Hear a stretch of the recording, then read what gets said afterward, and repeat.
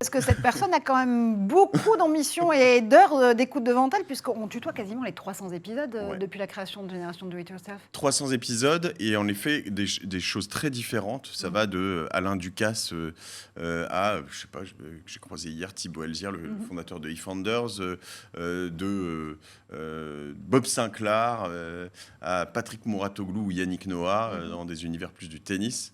Et c'est vraiment très large. Ce sont que des gens.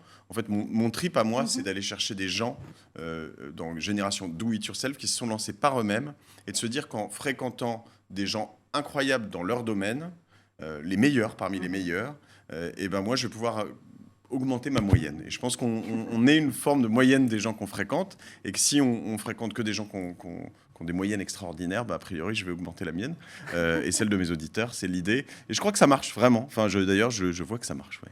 Un bon invité justement pour Génération Do It Yourself, c'est un créateur, c'est une entrepreneur, c'est en réalité tout le monde, parce qu'on peut tous se construire dans son secteur. Parce que vraiment, la façon dont vous le labellisez, c'est ça, c'est le podcast qui part à la rencontre de celles et ceux qui se sont construits par eux-mêmes. Oui, et c'est vraiment très important pour moi. C'est-à-dire que je pense que l'entrepreneur, l'artiste, le sportif, la femme, l'homme politique, par exemple, sont des gens qui, à un moment, doivent se jeter dans le vide et croire que en eux.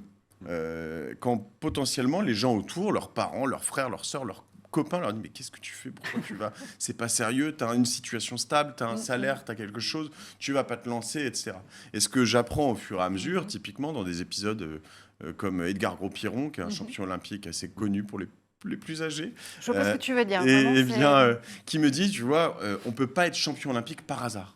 Il faut l'avoir décidé. Personne n'est champion olympique par hasard. C'est pas parce que tu l'as décidé que tu vas le devenir. Par ailleurs. Il faut le vouloir à la base. Mais il faut le vouloir à la base. Ouais. C'est la première chose. Et donc voilà, l'idée, c'est de se dire qu'à un moment, moi, j'essaye de créer cette étincelle avec mes invités pour montrer aux gens qu'on peut le faire, qu'on peut essayer et que généralement, même si ça ne marche pas, généralement, on trouvera d'autres aventures, on le vivra bien.